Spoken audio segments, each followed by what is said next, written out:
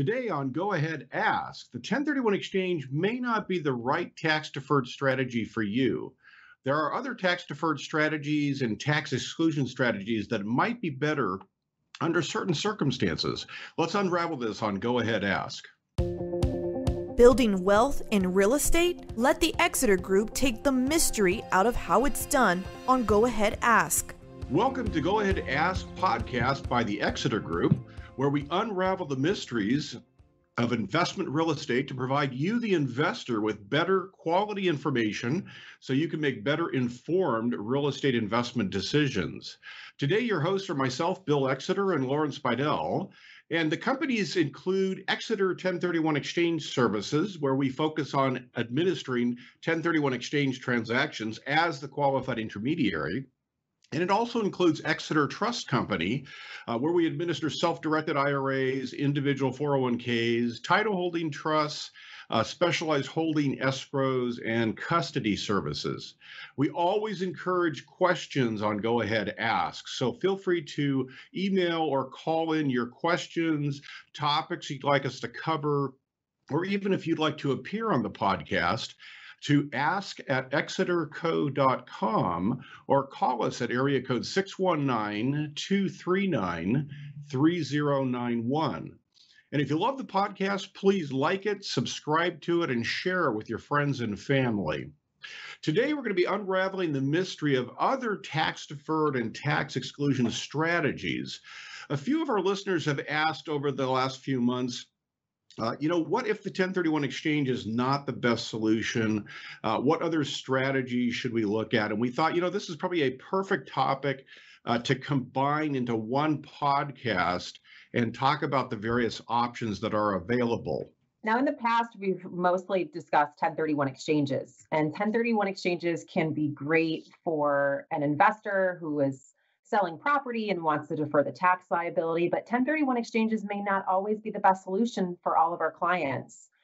In this podcast, we're going to be discussing Section 121, which is for primary residence exclusion, the 1033, which is for involuntary conversion, installment sales or seller financing, upREITs, where you convert your property to shares, and then opportunity zone funds as well. When you sell real estate, you have to realize that there's going to be tax liability upon that sale. You've got capital gains tax of 15 to 20%. You've got depreciation recapture at 25%, possibly Medicare surcharge at 3.8%, and of course, state taxes. So the first thing that I'd like to touch on is Section 121, which is the primary residence exclusion. When you own a house, there is a huge benefit for owning that property. The Section 121 allows you to sell your primary residence as long as you have lived there 24 out of 60 months and you haven't used the exclusion in the past 2 years. And it allows you to exclude $250,000 of gain from your income if you're single and $500,000 if you're married. And a lot of times, folks may not qualify for the 121 exclusion if maybe it's been less than 2 years, or maybe it's rental, investment, or business use property, so the 121 exclusion wouldn't apply. And sometimes they'll say, well, I really don't want to cash out and pay the tax because, as you just indicated, that's an expensive proposition. They may not qualify for the 121 exclusion. They may not want to reinvest in other types of real estate. So one possibility is Section 453 of the tax code, and that's the installment sale treatment. So you could sell your property and negotiate with the buyer to do a seller carryback note. Maybe it's a 10-year, 15, 20-year note that allows you to defer some or all of your capital gain or taxable gain over that term of the note, so over that 10, 15, 20 years. So for example, if you sold the property and you did a 100% seller carryback note, which I wouldn't necessarily recommend, but just as an example, if you did a 100% seller carryback note, then all of your taxable gain would be deferred over the term of that note. And as payments come in, you'd recognize some of your taxable gain every year. So that's one way to get out of real estate, not pay any taxes right away, or at least defer most of them over a period of time. There are, of course, risks with that, such as, you do a seller carryback note and the buyer trashes the property and then fails to pay, and you end up having to foreclose on the property. So those are things you should discuss with your advisors and, see if that's right for you. The other thing that I bring up is Section 1031, which we just briefly mentioned, because we've talked about it in a lot of our other podcasts, work in conjunction with Section 453. So let's say you sell property, you're in the middle of a 1031 exchange, and for some reason you can't acquire or identify replacement property. So your 1031 exchange fails, which means it becomes taxable. The question is, what year is it taxable in? And we're coming up on the end of December 2020 here. So if your exchange fails, and you don't have the right to the funds based on the exchange agreement until 2021, under Section 453, it can push your gain into the following tax year. So sometimes, even if the 1031 exchange fails, you still might be able to defer the taxable gain at least by one tax year. There's a lot of moving parts there, so it's important that you talk to your accountant and find out exactly what that means for you. The other question we get quite a bit is similar, which is, I want to get out of real estate. I just don't want the property management headaches. I'm tired of tenants. I'm tired of all the repairs and the maintenance, what have you, but I don't want to get killed with taxes. So one option is a REIT, and folks will call us and say, can I sell? Can I do a 1031 exchange? And can I buy into a REIT? The answer typically is no, because the REIT is a security. It's like buying stocks or bonds on the stock exchange. But there's one exception to that, and that's the upREIT. And folks will call it an upREIT, which is UPREIT. The UP stands for Umbrella Partnership. Some people call it a 1031-721 exchange. It's really a two-step process where you sell real estate, you defer your current gain by identifying and buying into a property that the REIT has identified or the REIT is going to acquire. And you're going to buy into a very small percentage of that property. So you buy into it maybe at 0.5% as a tenant in common with a lot of other investors. That's the first phase. That's your 1031 exchange phase. And then after a 1 or 2 year holding period, that entire property is contributed or transferred into the umbrella partnership that's part of the REIT.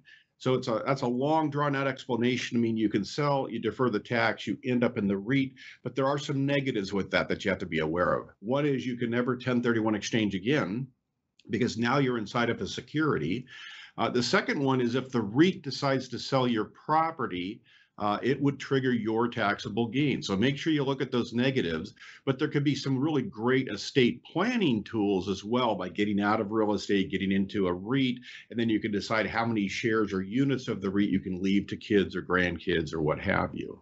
This episode is sponsored by our sister company, Exeter Trust Company. Did you know that all individual retirement accounts are self-directed IRAs? It's because you choose where to put them. You choose whether to put your self-directed IRA at a bank or at a securities or brokerage firm or a life insurance company. So that makes it self-directed. But did you also know that all IRA custodians are not created equal? Most IRA custodians, like the banks, the securities firms, and the life insurance companies, limit you to publicly traded investments such as stocks and bonds and mutual funds. But some IRA custodians, like Exeter Trust Company, allow investors to invest their IRA funds in other alternative assets such as real estate. Investors can acquire real estate, mortgages, deeds of trust, or tax lien certificates inside the IRA as an investment inside the IRA.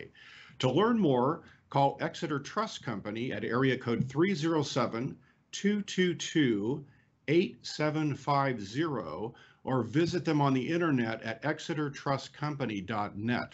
As we all know, 1031 exchanges are specifically for investment properties. But there are other types of exchanges. 1032 exchange, for example, involves certain corporate stock transactions. We're not going to address that since it doesn't apply to real estate. One that does come up quite a bit, though, with 1031s are 1033 exchanges, also considered involuntary conversions, condemnation, or natural disaster. And if you have an involuntary conversion, It's really defined as a destruction of loss of property through casualty, theft, or eminent domain. Eminent domain, of course, is if the county or the state or some sort of government entity comes to you and tells you that they need to seize your asset. Maybe they're going to be building a road through it, or they need that space for something. Keep in mind that with a 1033, you do not need a qualified intermediary to execute a 1033. We do provide advisory services if you come across a situation like this, but it is not a main focus of what we do. With a 1033, there are a few requirements to be aware of. Similar to a 1031, you do need to trade equal or up in value based on the value of the asset involved.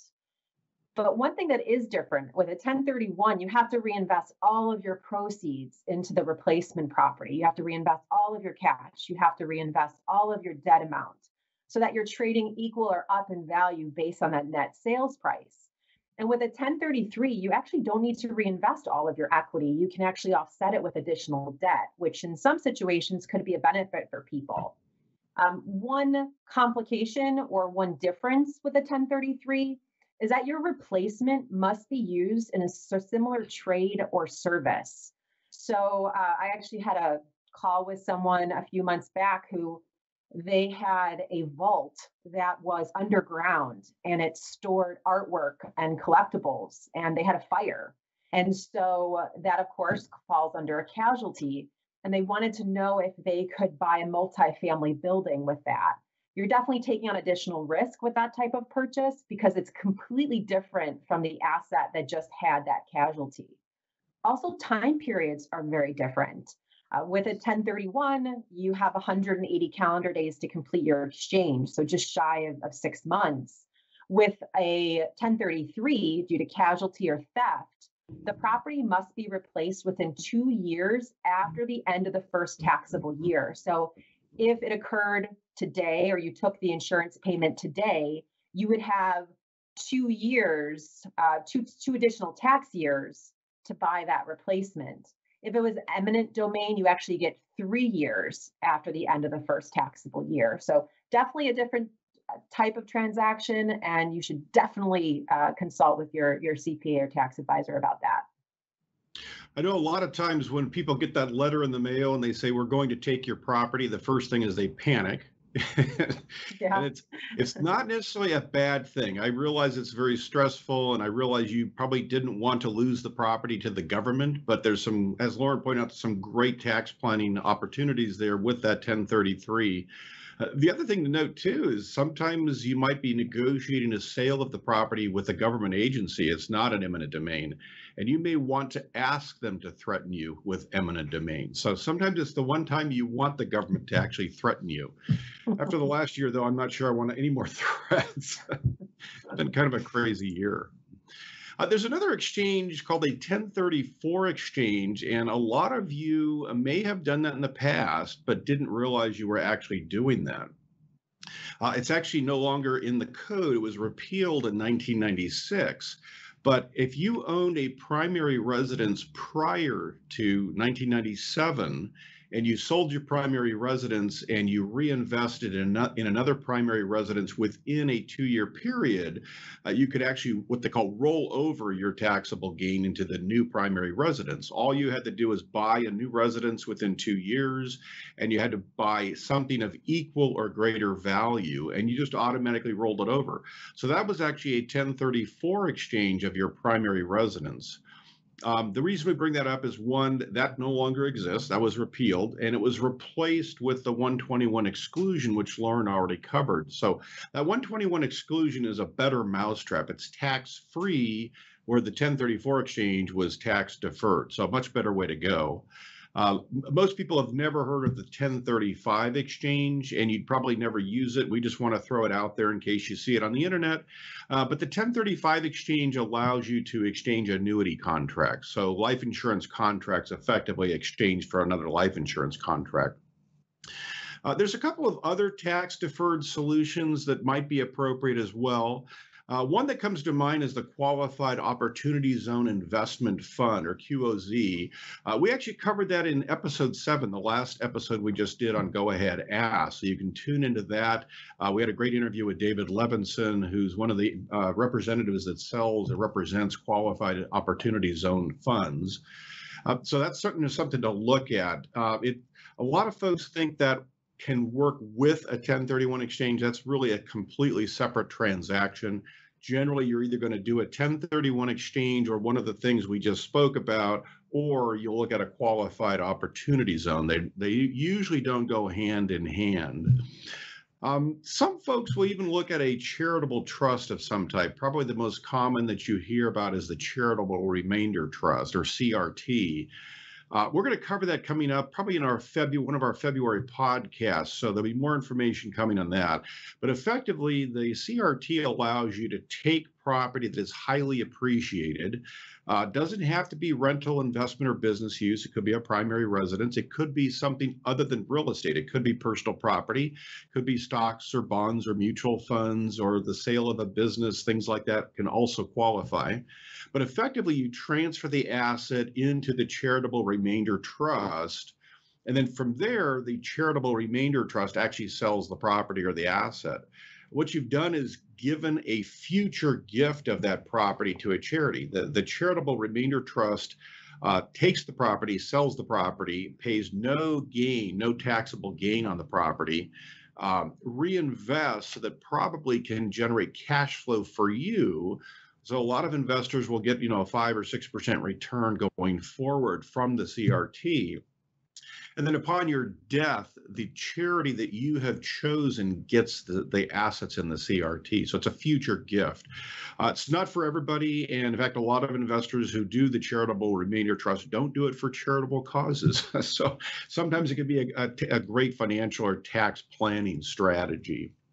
The other thing I wanted to throw in there real quick, because we get questions about this, is owning real estate inside of some type of a retirement account.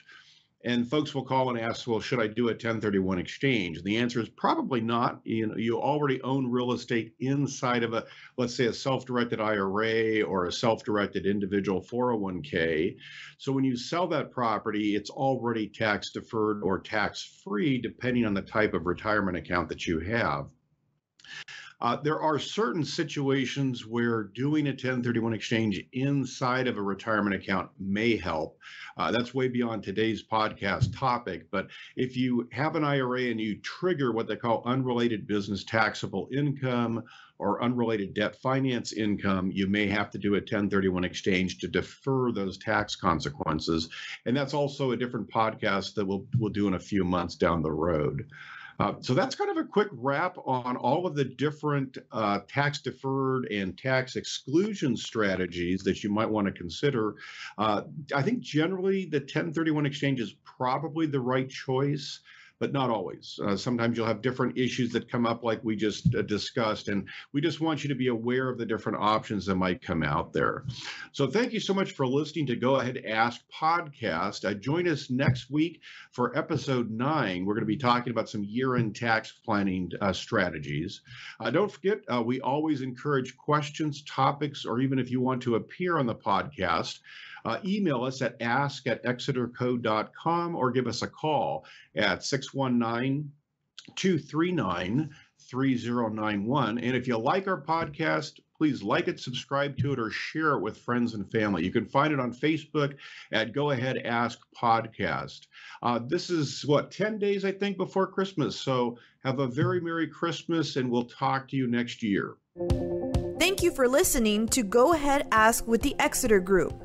Join us for our next episode when we further unravel the mysteries of real estate.